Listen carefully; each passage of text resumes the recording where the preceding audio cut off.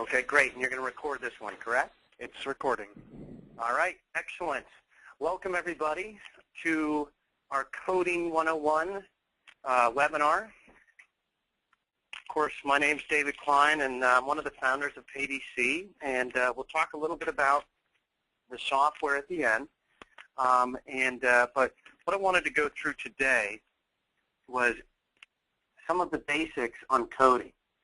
And I think that we have to understand, before we get to coding, there's a little bit that we need to understand about our documentation. And I want to make sure that everybody knows, and because documentation drives the level of codes we use. So that's some of the stuff that I'm going to be going through, and I want everybody to make sure that they are clear on this stuff. If you have questions, you can go over to the side panel, and you can go ahead and just ask any questions that you want to. And so we're going to go through that. I'm also, I already have some questions about some 25 modifiers, some other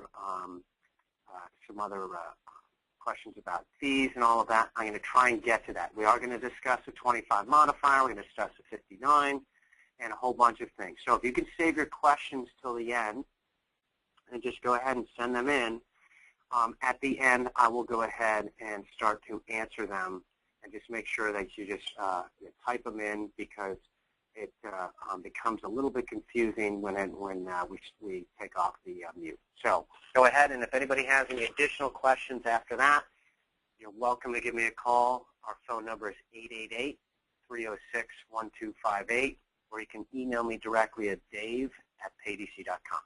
Okay, so housekeeping is done. Let's go ahead and start the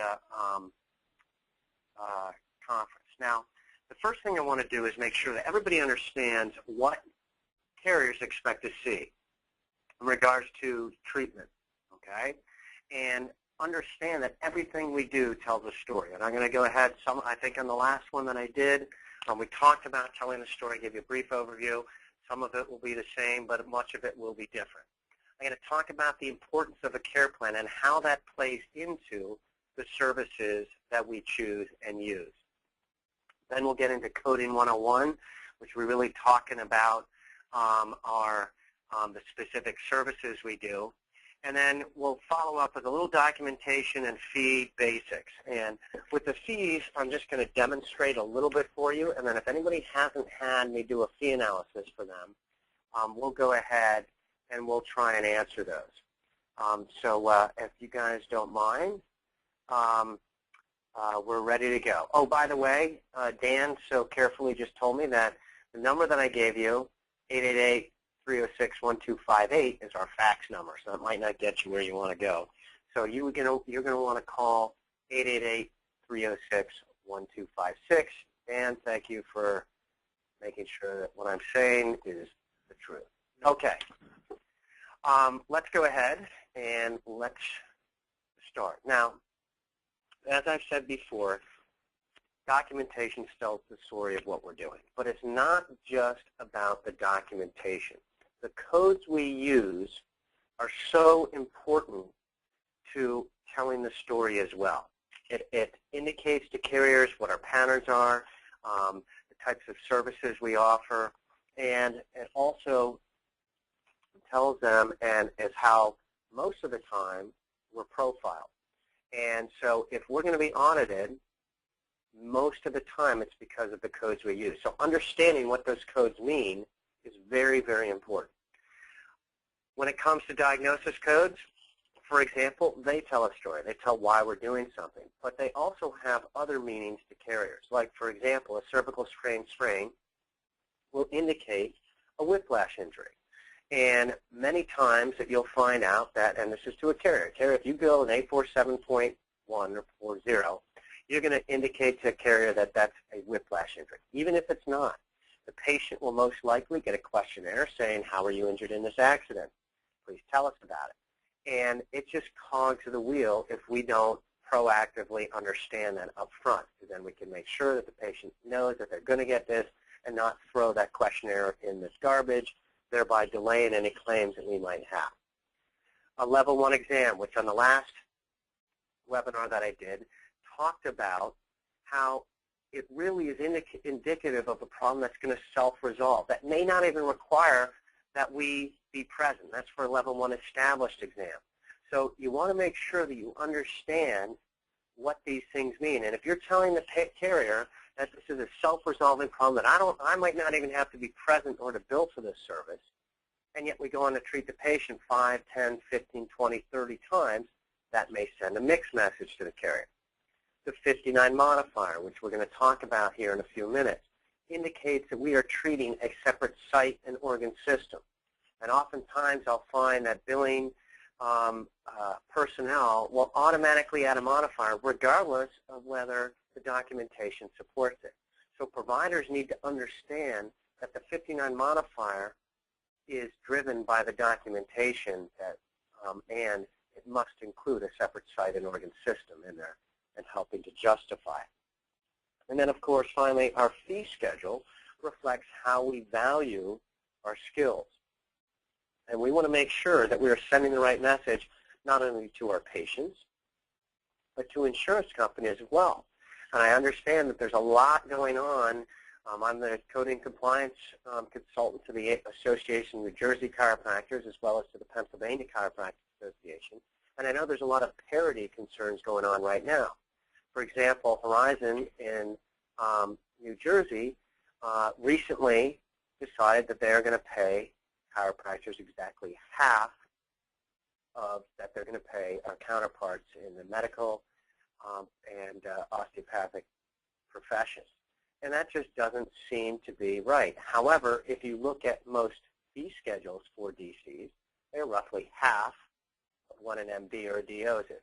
So that's something important to understand, that we need to make sure that everything we're doing is telling the accurate story. Okay, so before we get started on the coding side, I want to make sure that everybody understands what a carrier expects to see, because it's important to understand how we need to transition the services or things that we need to do. So when I go in to, or when I have a patient come in, an insurance company expects to see, of course, an initial examination. Once the examination occurs, they expect to see some sort of functional deficit for that patient in order to bill to them. If there's no functional deficit, they're going to assume it's wellness, and they're not going to want to pay. Doesn't mean you can't treat the patient. It just means that they don't want to have to pay for it. Once the functional deficit has been established, they also expect to see a care plan. Medicare requires and so on. We're going to get to that in just a moment. Once that care plan has been done, insurance companies expect to see some sort of passive care, especially for acute type care patients. And I'm going to explain what I mean by passive care in just a minute. But essentially, for lack of a better term, it's where the patient is passively receiving the service. Once that's done, they expect to see a reevaluation and then a transition eventually into active care. Now, it doesn't have to be only active. There can be combinations of the two, as I know many services that we perform are both passive and active almost at the same time, and that's fine. But what the carrier wants to see is that transition. It indicates to them that the patient is not just relying on the provider's passive treatment in order to get better. They want them to take an active role in their care, and again, we'll get to that more in a second. Once that is finished, they expect to see a reevaluation, and then usually there is a transition to wellness eventually. Now, I know this is very simplistic, but from a carrier's perspective, this is probably the typical simple way that they expect to see it. I know there's going to be ups and downs and exacerbations and all of that, so don't say, oh my goodness, this is all I can do. It's not the case. There's going to be combinations and so on. But to simplify it, this is in essence, they always want to see that patient transitioning, okay? Active versus passive care. Again, they can be performed in conjunction with each other. When you're thinking about how long should I be performing passive care, insurance companies oftentimes will say 1 to 4 weeks is what they expect to see, 2 being the average. All right, and basically they're saying that, look, most cost-effective treatment in the least costly setting. That's what the carrier's motto is, essentially. And if they feel that, let's say you're giving stim over and over and over again, they're going to say, look, Advil will have the same effect as that, stim that we're providing that patient. So most cost-effective, least costly setting. Think about that. Then, of course, passive care for extended periods will often indicate palliative and potentially foster chronicity. And they don't want to see that. They don't want to see that patient relying on that and being dependent on that provider over and over and over again. They don't want to, believe it or not, this may be a shock to all of you, but insurance companies do not want to have to pay you. Just the way it is. And then, of course, extended periods of passive care, you really need to make sure that you justify that. And so let's go ahead and let's take a look at what I mean by passive care. Passive care, patient is not actively involved. They're essentially a bystander. Most of the time it's for pain relief, although I think CMT would be the exception, or adjustments.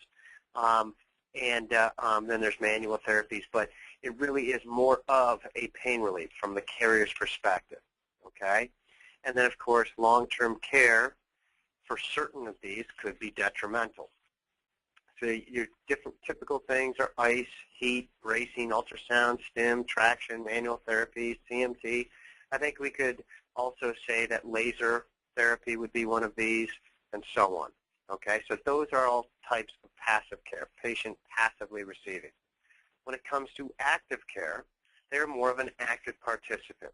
It includes education and exercise, and it's really designed for the long term, that patient then can take over and do it on their own. That's what they want to. Strengthening, stretching, cardiovascular fitness, balance and coordination, the physio ball and all of that.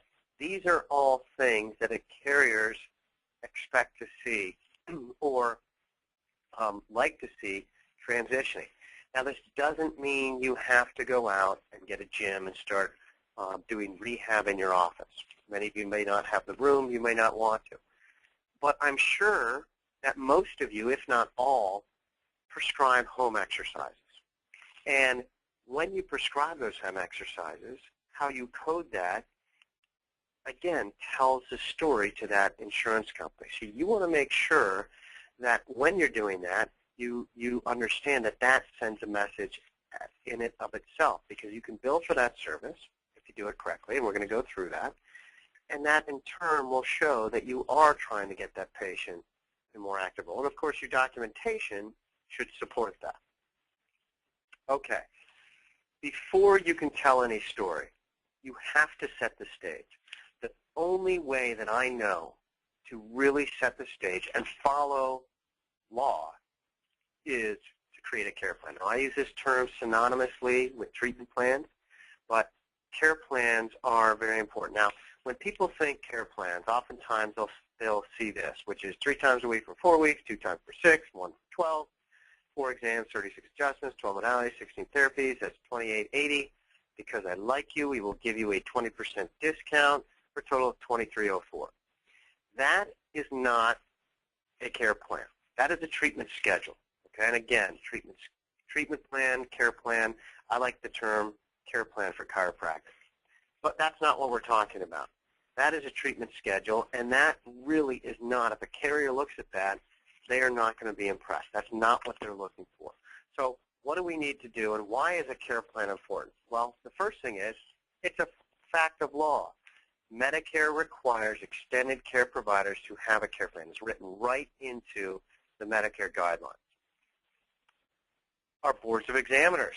Every board out there that I am aware of requires that you have a plan of care for that patient. End of story. You cannot just go in and start treating. You've got to have a plan. And then, of course, we don't need my calculator up there. And then, of course, insurance carriers require a care plan. And if you take a look at most insurance companies' requirements for a care plan, it almost mirrors Medicare's requirements. So as Medicare goes, so goes everybody else in most cases. So you want to really follow. If you are following Medicare's guidelines, which I'm going to give you some insight into that today, you will be pretty much satisfying just about any carrier out there. And I haven't found one that says, sorry, Medicare is not good enough for us. And then, of course, our patients demand them. The more the patients are responsible for out-of-pocket expenses, the more they want to understand what's going to happen, why they need it, how long is it going to take, and what's it going to cost. And a care plan can give us all of that information. So I think it's critical for federal law, our boards, insurance companies, and our patients. And the whole reason why the insurance companies and Medicare wants us to do it is because it shows that we've gone through the decision-making process of how can I get this patient better. That's the key. It shows you've taken the time to say what's going to be the best care for this patient that I can perform. Excuse me. Okay. What is a care plan? And I'm just very brief. I'm just going to give the high-level stuff. You have PayDC. You probably know a lot of this. If you don't, it's built right in, is what you're going to do and why, where you're going to do it to and for how long, the phases or stages of care. And this is really important.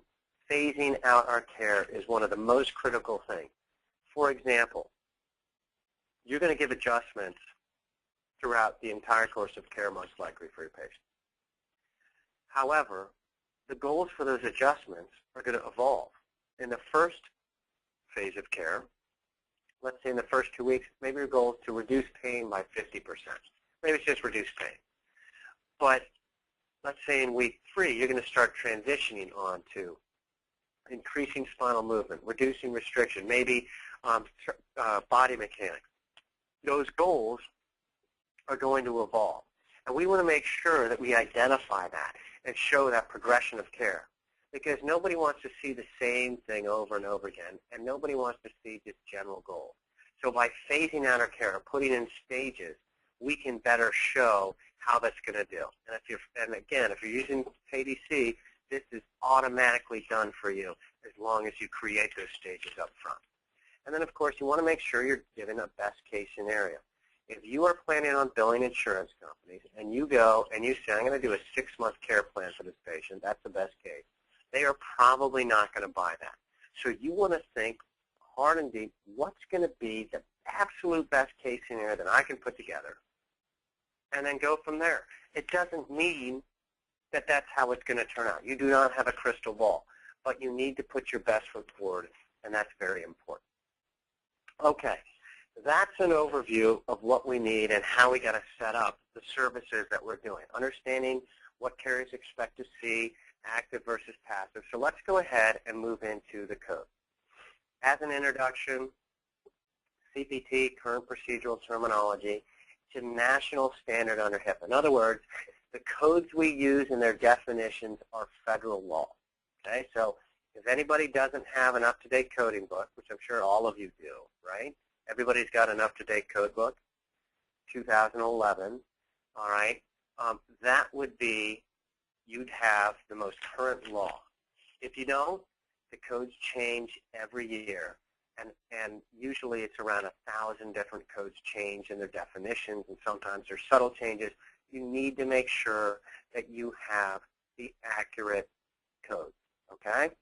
The second thing, CPT Assistant. They're their guidelines. You're going to see oftentimes I will quote from the CPT Assistant. I'll show you where I'll try and point that out for you. What we need to understand is that the AMA really wants to have those guidelines and instructions as adopted as a national standard. Right now they're not, but they carry a lot of weight. If an insurance company knows that CPT is maintained by the AMA and that they have opinions about what those codes mean, then they're probably going to take their word. So I think it's really important to pay attention to that. All right, and so I've got the archives of that all the way back to 1990. So anything written about a code, I've got. And I use that to help you determine which codes to use when you guys ask me questions. All right, CPT is the authority. If it doesn't answer it, then I look to the CPT Assistant then. Now, based on that law, there's also some other instructions.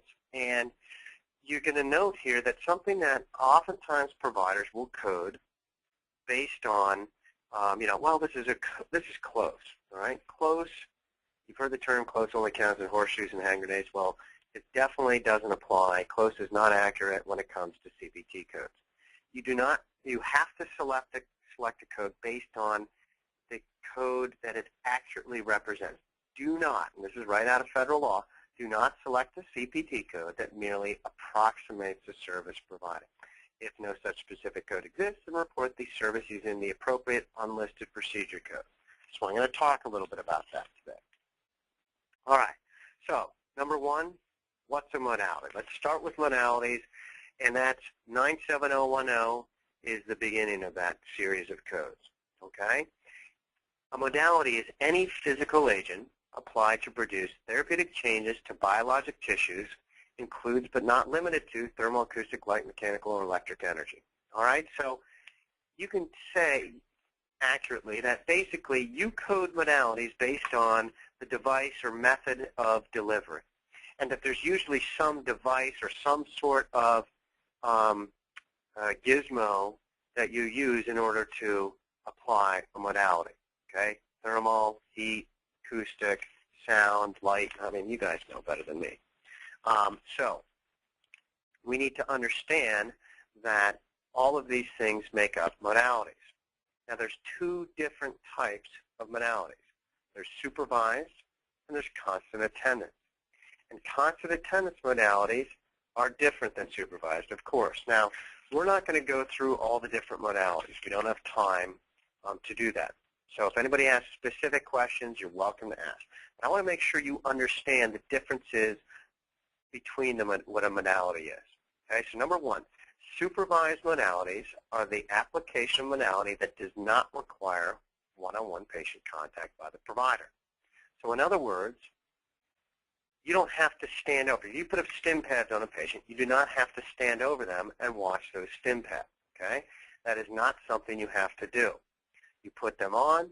Let's say you put them on a traction table. Typically, you don't have to maintain or monitor that tractioning device, okay, for that patient. You can put them on and come back in a reasonable period of time or whenever you have it scheduled to come back, or maybe you're doing some other things while the patient's on that.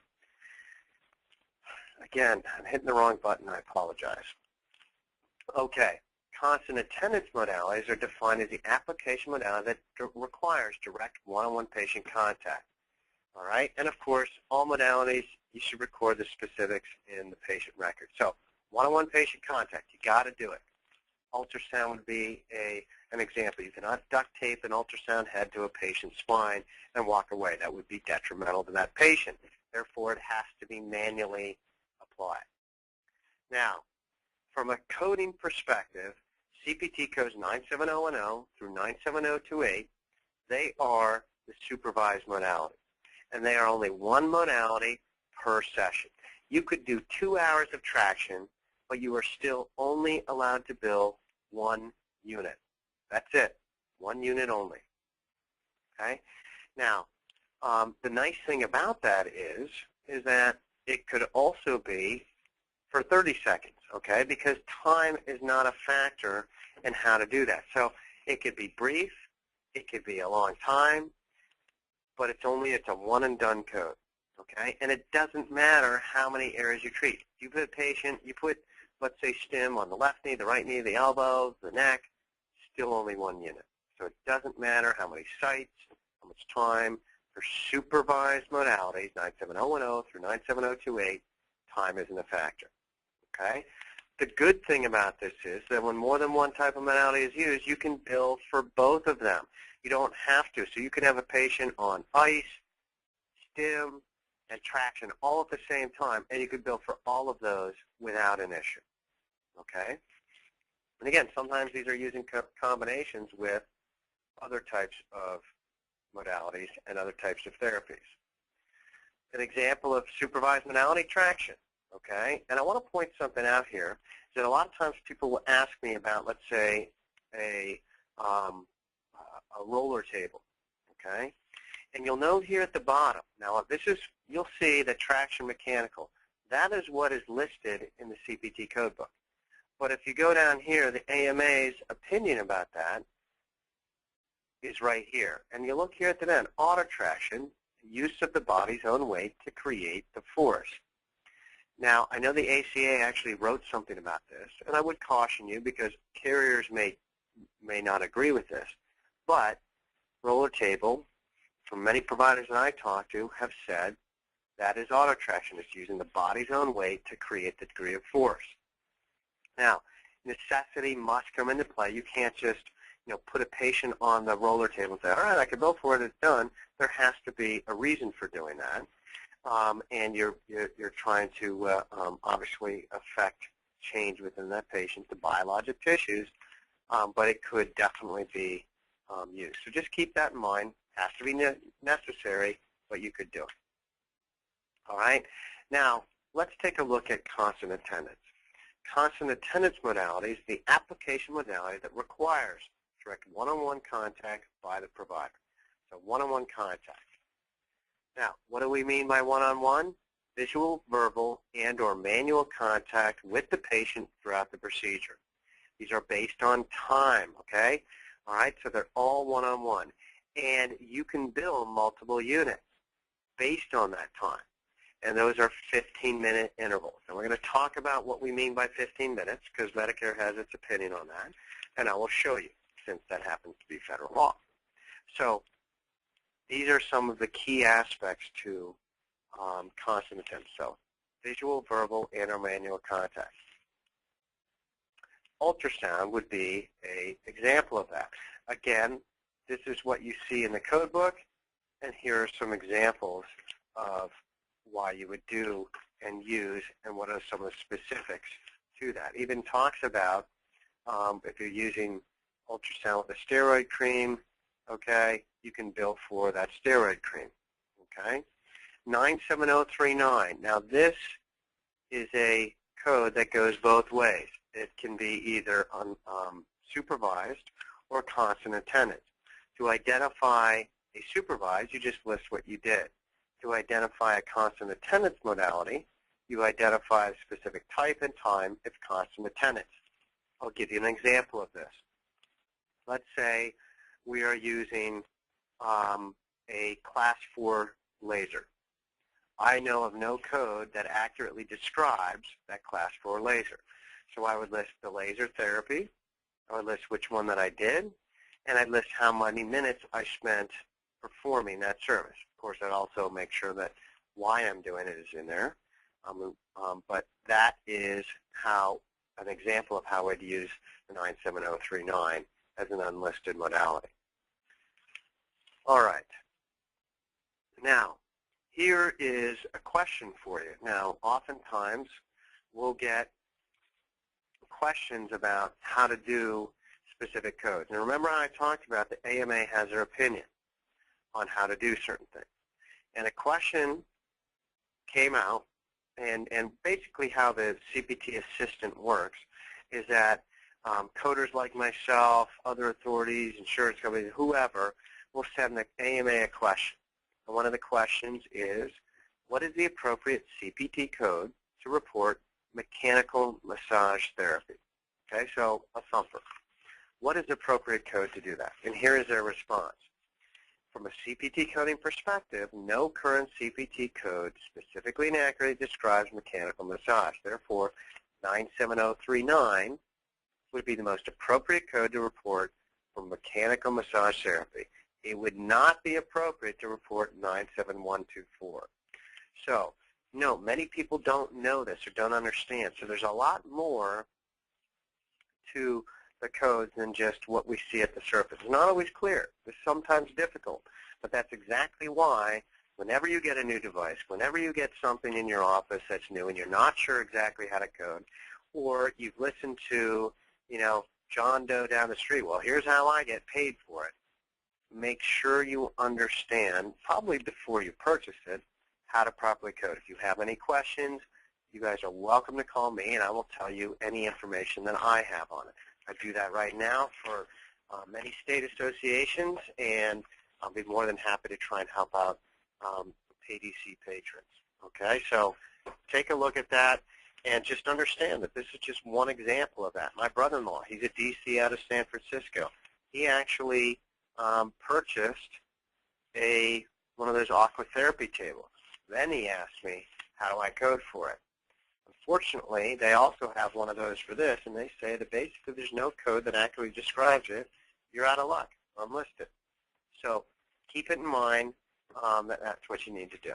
Okay, so we understand modalities. We understand supervised versus constant attendance.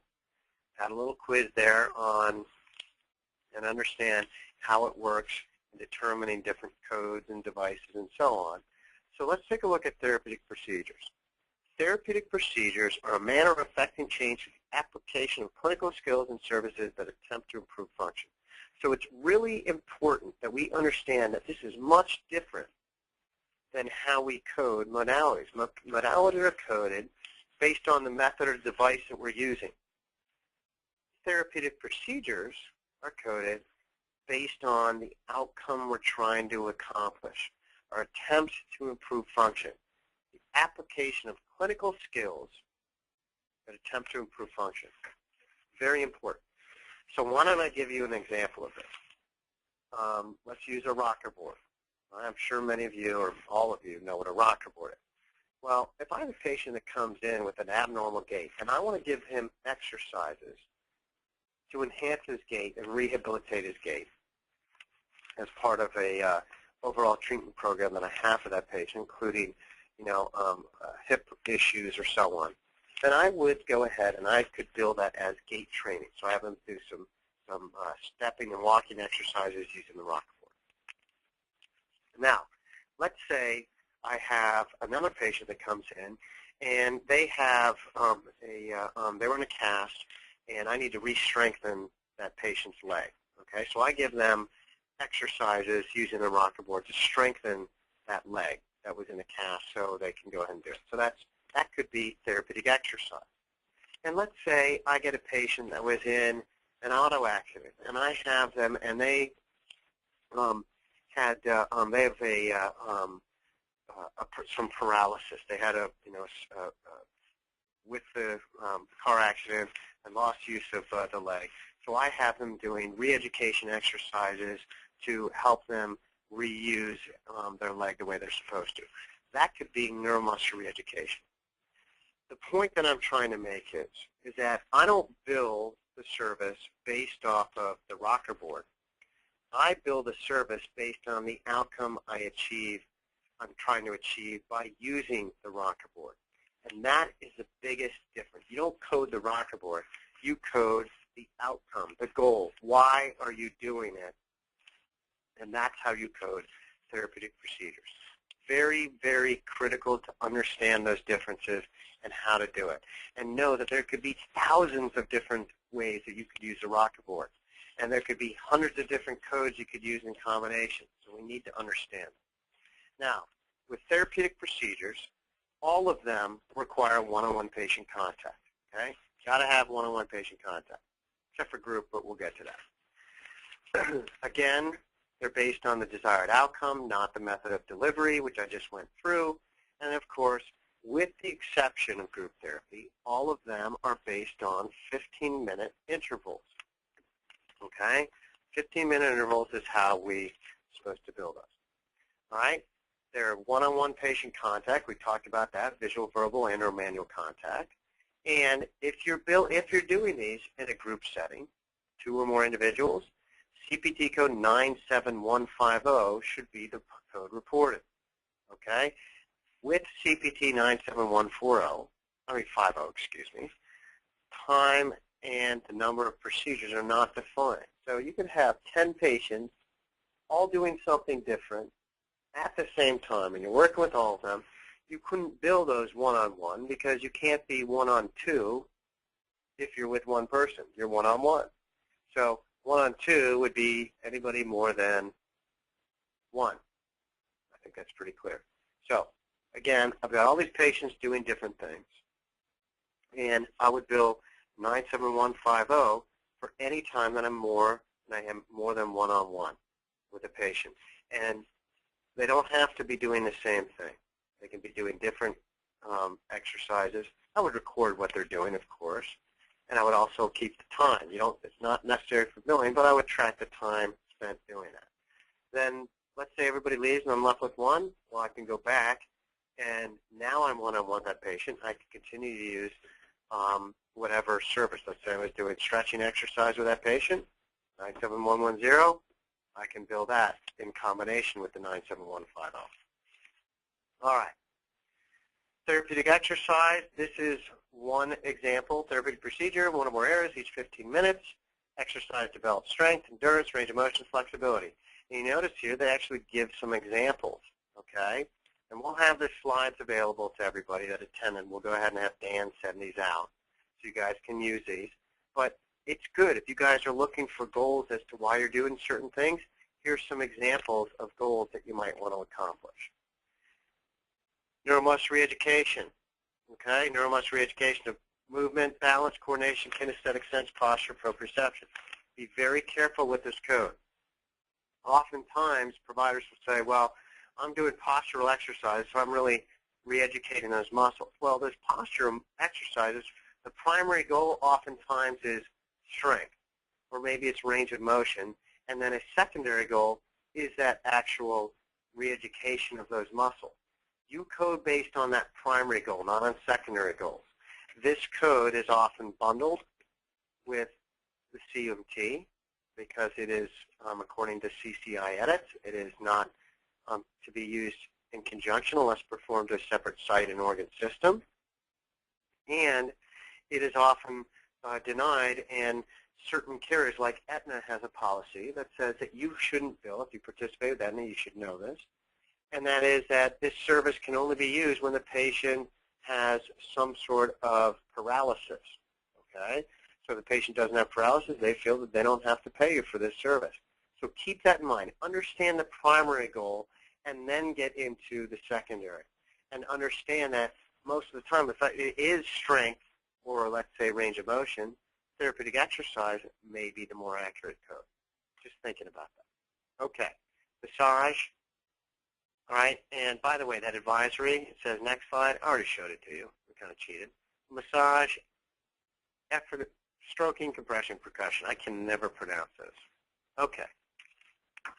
Manual therapy. This is another form. Now, this service is not included with group therapy. You can't do manual therapy while other patients are, in a group setting, okay? This really is a hands-on one-on-one. And you see, it even says hands-on therapy. But again, I've got some goals down here that you might find useful as to why you would be performing this. Again, often bundled with adjustment, but keep in mind that this is what we need to do. Okay, now I take a look at 97530, therapeutic activities. And this is similar to therapeutic exercise, but it's different. Dynamic activities include the use of multiple parameters such as balance, strength, range of motion for a functional activity. Understand that it says there for a functional activity. So I take a look at this, and I'm thinking, okay, well, if I have, this is my interpretation, if I have a ball player come in, they've injured their rotator cuff, let's say, and throwing a ball, and they want to get back to pitching as soon as possible. So you start giving them exercises designed to rehabilitate for that specific functional activity, then that would be 97530, okay? Keep that in mind. Another code that I often find incorrectly coded, which is self-care home management training. So let's say you're prescribing home exercises to patients, and you're saying, well, that's self-care home management training. Well, I think you need to understand what this is. Self-care home management training, activities of daily living, and compensatory training, meal preparation, safety procedure, instruction on assistive technology. All right, well, let's read into this further. Basically, the purpose is instructing and managing his or her injury at home and preventing the secondary injury. So really, they're really, I see this being used for a patient with a hot disc. Let's say they come out and you got to show them how to get out of bed in the morning. You got to show them how to walk down the stairs, how to take a shower without re-injuring. That would be this code. So it's not going to be used that frequently. If you're prescribing home exercises, and remember, I talked about that telling the story, well, then you should be billing therapeutic exercise. And one of the things that I always recommend to clients, and we actually used to do this, and that is if a patient, if you want to give them therapeutic exercises, have them do it, show them how to do it, because that's the only way you can bill for it. Show them how to do it. We'll talk about the time component in a few minutes. And have them do it in the office the first time, so you make sure they know how to do it. Then you can prescribe and have them do it at home on their own. You can bill for that, thereby sending the right story to the carrier and showing that you are now incorporating that form of active care. And they'll know that by the code you're using, which is probably 97110, therapeutic exercise. Now, what I like, or the idea that someone came up with, and I forget who it was, but this is, I think it's an excellent idea, and that is every couple of weeks maybe you want to give them, or every week, or what have you might want to give them a new exercise when they're ready. You can also give them, let's say, an exercise card that they can complete. Now, I know a lot of patients won't complete it, but if you stay on them, you try and get them in the habit, they can start competing this. And as they show increase, like let's say you give them, lifting like little dumbbells, and they start off with 3 pounds. By the end of the next 2 weeks, they're doing 10 pounds. Well, guess what? That's improvement. Patients helping to chart that. You're getting them to do as much as they can at home, so the insurance companies like to see that. You're demonstrating that by billing it, and you might even cut down the frequency and have that patient come in, like let's say once every 2 weeks, once every 3 weeks. You give them their adjustment, you monitor that exercise program, and that can help to justify that less frequency of care. Justifies your adjustments, justifies that therapy, and the patient's getting better on their own. Carriers like that. So it's a win-win-win. So think about that. Think about how you might be able to incorporate that, and I think you might find some pretty cool results. Again, group therapy, here's an explanation of it, and this is straight out of CPT codebook as well as the CPT Assistant. You notice it includes only these codes, 97110 through 97139. 97140 is north of that, so you would not be able to use that for group. I don't think you can do, the Karate Kid move on 2 patients at the same time anyway, wax on and wax off, but keep that in mind. Okay, now, temporary level 2 HCPCS codes, just a brief note on this. These are the S codes. They're temporary. They're for emerging technologies, and they're for codes that there isn't any other service. Now, you know what? I accidentally cut out a slide, and there's supposed to be a slide in there on these S codes. I want you guys to write something down. There is the S8948, okay, S8948. That is low-level laser therapy, okay, each 15 minutes. That's a code you may want to consider using. If you have a low-level laser, you want to use it each 15 minutes. So that'll be a constant attendance modality. I think everybody would agree that you cannot just strap a laser to a patient and move on. Then we have S8990, which is physical or manipulative therapy for maintenance rather than restoration. Okay? Physical or manipulative therapy for maintenance rather than restoration. I like this code because this code reflects the fact that a patient is on wellness. And after having many conversations with many different providers, if you are doing adjustments to that patient and their wellness, most providers say the wellness adjustment require less work. It's less service. There's less documentation, less decision-making, and therefore less service.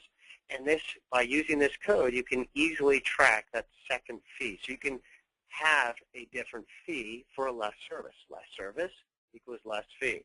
Same service equals the same fee. So this might help solve some wellness. How do you have a wellness cash fee and an adjustment fee? Well, for those patients, you would use those wellness patients, you would use this S8990. And then the last code that you may have seen is the S9090 for decompression therapy. Some carriers say traction, others say decompression. It's a whole other ball of wax that we can talk about at some time, but that is something that you might want to consider. All right. How do you talk about time? How do you document time for these services? Medicare has said that 15 minutes is really 8 minutes. Okay, so each 15 minutes is really 8. Now the AMA has a little bit different way that they say you must use a majority of the time performing the service. Okay, I don't know what that means. And in 2005, the AMA actually showed how Medicare uses it. So it's kind of a de facto way, or a roundabout way of saying, hey, we like the way Medicare suggests that you bill for time-based services. So I kind of like that.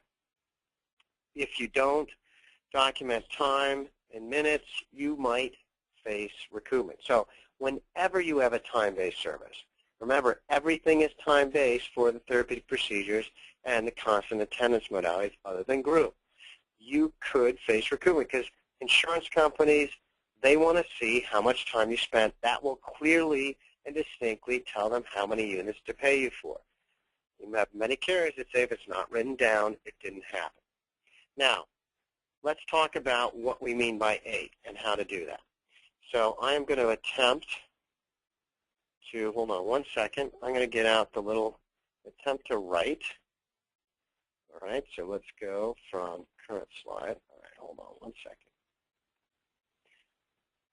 All right, now I can see. I couldn't access the pen.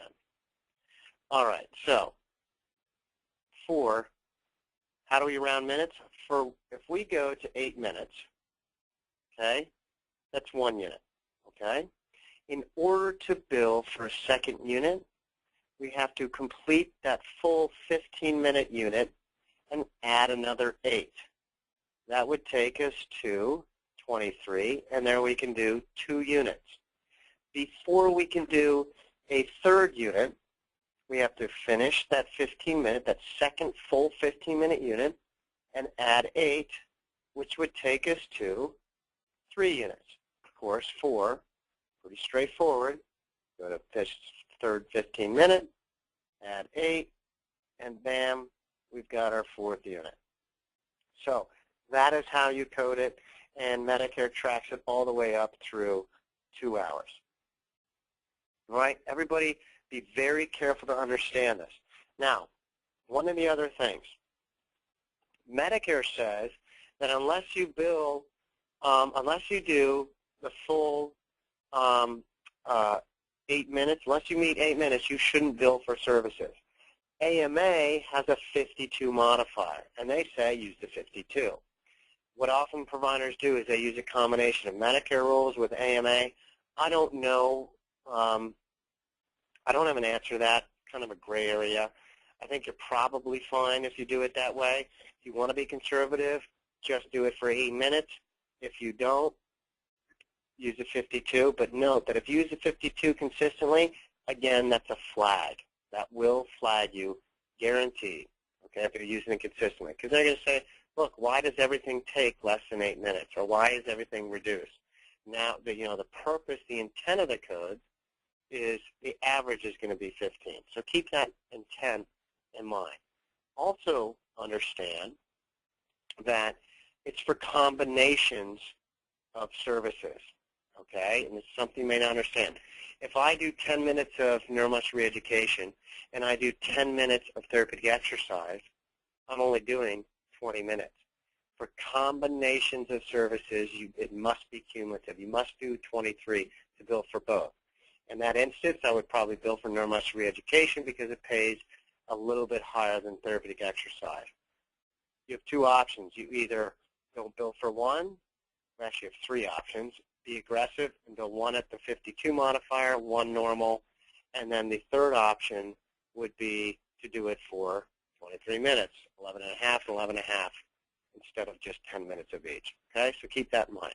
Also, the length of treatment to the minute can be recorded, or the beginning and ending time. And understand that the time spent face-to-face includes the prep time, the time it takes to clean up, and so on. So that may add to the time that you're spent doing. All right. Now, modifiers, 25 and 59 are the most commonly used. Make sure you understand what they mean, and remember, these are based on circumstance and should be clearly supported. Now, I want to go through, I don't think I brought in here anything about the actual definition of 25, and I apologize for that. I can send that to you guys. It's in a different slide presentation. I kind of was playing around with this stuff. One of the things, basically the 25 modifier is intended to be used and attached to the E&M services. And what it says, the purpose of the 25 modifier, is saying that the assessment included with this service is above and beyond the normal assessment included with the code. So, for example, you do an examination or an outpatient case on a patient, an outpatient evaluation on a patient, an E&M service, and you adjust on the same day. Let's say it's for a new patient. When you bill the adjustment code, 98940, 41, 42, or 43, and you bill that new patient E&M service, the 99, let's say it's 99203, you need to append a 25 modifier to that 99203. Understand that with this modifier, you are essentially saying that the assessment included with that E&M service is above and beyond the normal assessment included with the adjustment. So keep that in mind. Now, we're running out of time, but I want to talk to you about the 59 modifier. 59 modifier says, essentially, different site and organ system and different patient count. And essentially the reason, what NCCI is, those are called National Correct Coding Initiative, and those are edits. And they basically, Medicare has gotten together as a group and said, these coding combinations kind of are, these are not to be able to be done ever. They're sometimes being able to be done with a modifier like the 59, or there is no coding edit between the different coding combinations, and that's what they say. And the reason for that is certain codes have similar meanings. They want to make sure they're not doubling up on services and paying for two different codes for the same service. That's the purpose. So the 59 modifier is most commonly used, all right, when we bill CMT and, let's say, manual therapy. That's probably the most common thing. Now, I want to point something out here, is that the AMA 59 modifier, which was adopted as federal law, says in here different site and organ system. Now, oftentimes providers will hear a carrier that says you can't perform the adjustment and manual therapy to the same region. Now, that's their policy, and what I'm going to tell you right now is enough to kind of make you dangerous, but understand that the 59 modifier is federal law, and it doesn't say anything in here about region. And so when you're treating different sites, okay, different sites, as per the 59 modifier, you attach that 59 modifier to the, let's say, the manual therapy 97140, and you build in conjunction with the CMT. So the edits say that the adjustment, the manual therapy are too similar to be done together, and that the only time they can be done are certain circumstances, which would be different site and organ system or different session and so on. But this is probably the most common scenario. So by adding that 59 modifier, we are representing this to the insurance company. That's why documentation needs to back it up. Now, when you get back in EOB, they'll say, hey, you can't perform this to the same region. Well, site to me is different than region. And I'm not sure if I have it here. Basically, that a provider was talking about doing a debridement to the knee at multiple compartments, or multiple sites of the knee. And they asked the AMA, hey, if I'm doing it, can I bill both of these services together? And the AMA said yes, because you are performing to a different site, all right, or compartment of the knee. Well, my question to you would be, if there are different sites within the knee, could there not be different sites within, of course, the lumbar spine or the cervical or thoracic? Note that if you bill these two services together frequently, you will most likely be flagging yourself or billing outside the norms of your peers. So make sure that if you are going to be doing that, that you would document very well the different sites that you are treating. Don't just say cervical spine and cervical spine. Say C2, C3. Let's say, upper trapezius and whatever the case may be, muscle groups that you're performing that manual therapy to. And also understand that this is my theory, this is my argument, and carriers may disagree with it. So they may insist on regions. So keep that in mind, but understand what this is federal law that I'm talking about. Okay. And lastly, I want to make sure that everybody understands how to do their fees. And if you haven't had me do a fee analysis, probably a good thing. As DCs, we are very good at understanding and choosing fees for adjustments. We value those because we know where we're paid. And I always like using Medicare as the guidepost. As Medicare goes, so goes the rest of the country. So goes the rest of the insurance company. Keep in mind here that the Medicare fee here is for, I think it's New Jersey, central New Jersey. So yours may be different. But I've got some codes here. We've got a description. We have a conversion factor based on a particular zip code. Now, each code is assigned an RVU, relative value unit. Each conversion factor is based on a geographic location. So they take this conversion factor that's local, combine it, or using a formula against the national relative value unit or work value involved with each code. Each code has a particular value based on, service and so on. And they come up with Medicare's fee. And just because we don't get paid for other services by Medicare doesn't mean we can't use it as the basis to understand how we value our services and understand what other carriers may value their service, these other services. So it's important to understand where we're billing. And if you're below where Medicare is on not just the adjustment price, but on the other fees, our fees may be really low. And if we say that we're billing at, let's say we bill $50 or $52 for an adjustment, a 98941. Maybe you're higher, maybe you're lower. What is your percentage? Where are you billing your E&M service? So if we had that same 150%, we'd be at $148 for a new patient exam and $100 roughly for an established patient exam. And I just want you guys to take a look at this, consider it. If you want me to do a fee analysis, I would be more than happy to do it for you, whether you're a client, whether you're not a client. That's something for sitting through me talking for the last hour. That's something that we'll do for you. Okay, that is the presentation today. I'm assuming that people have some questions. So if you guys want to, let's go ahead and let's open up some questions for everybody. Okay.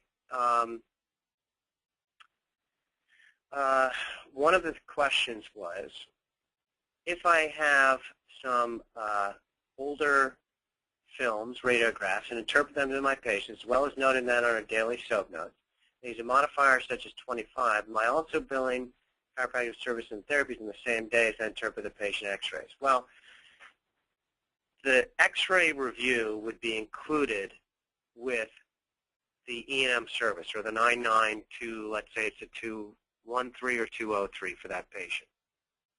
So you would add a 25 modifier, but it's not just the review of those films that separates it, okay, because in the definition of the CMT, it may include those films, and I can actually show that to you if you want to offline, okay? But you would add a 25 modifier to the E&M service and say that if it was if there was a valid reason for performing that E&M service and not just interpreting those x-rays, then yes, you would do that. Okay, I have another question here. Gave a patient a support belt fitter, required trimming, instructor to use, how do I bill for that? I have a code L620. Do I bill 2 units or 1? You know what? That's probably one that I'm going to have to take a look at. And the 25 modifier is not a modifier that you would be using. That's only for E&M services. So I would have to, you're going to have to call me off call me off-site for that, and I will go ahead and I will give you, we'll go through it, because that's getting a little specific.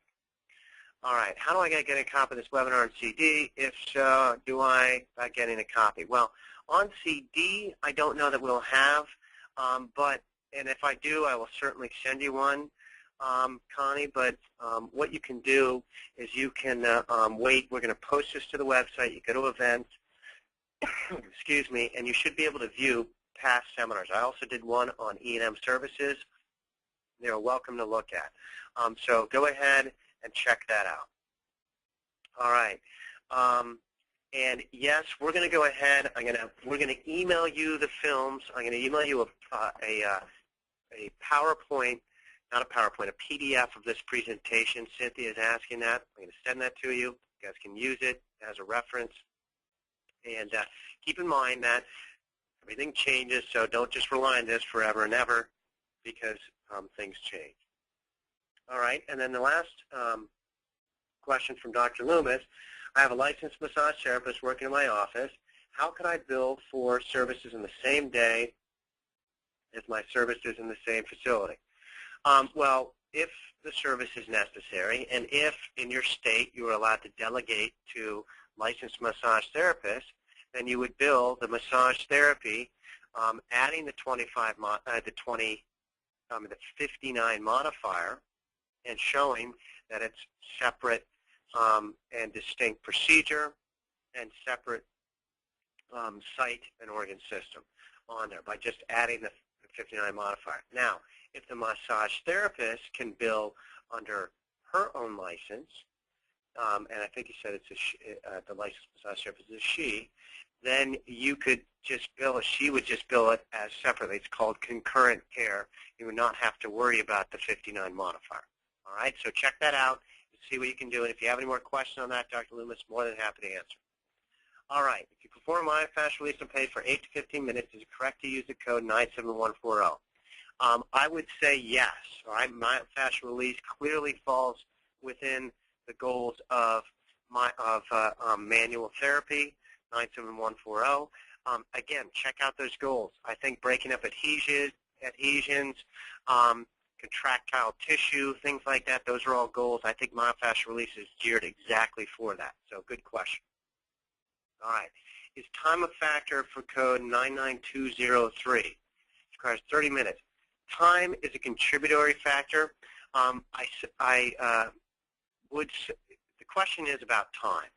And if you spend less than 30 minutes, these are not time-based codes. 30 minutes is typical the amount of time spent. If you go to our website, and I'm going to show this to you, go to I just did a webinar on this exact thing, all right, on E&M services. And a lot of your questions, Kevin, are based on E&M. If you missed how to code the proper levels of E&M services, you can click here, you put in your zip code, or you put in your email and submit, and you will be able to view that webinar. I think that will be very helpful for you. All right, guys, it looks like that's it on the questions. Great questions. I hope that this was helpful to everybody. I think that's it. If anybody has any more questions, I would be more than happy to go ahead and answer those offline. You're welcome to email me. You're welcome to give me a call. Remember, David, PayDC, or 888-306-1256. Everybody have a great day, and thanks for your time. Take care.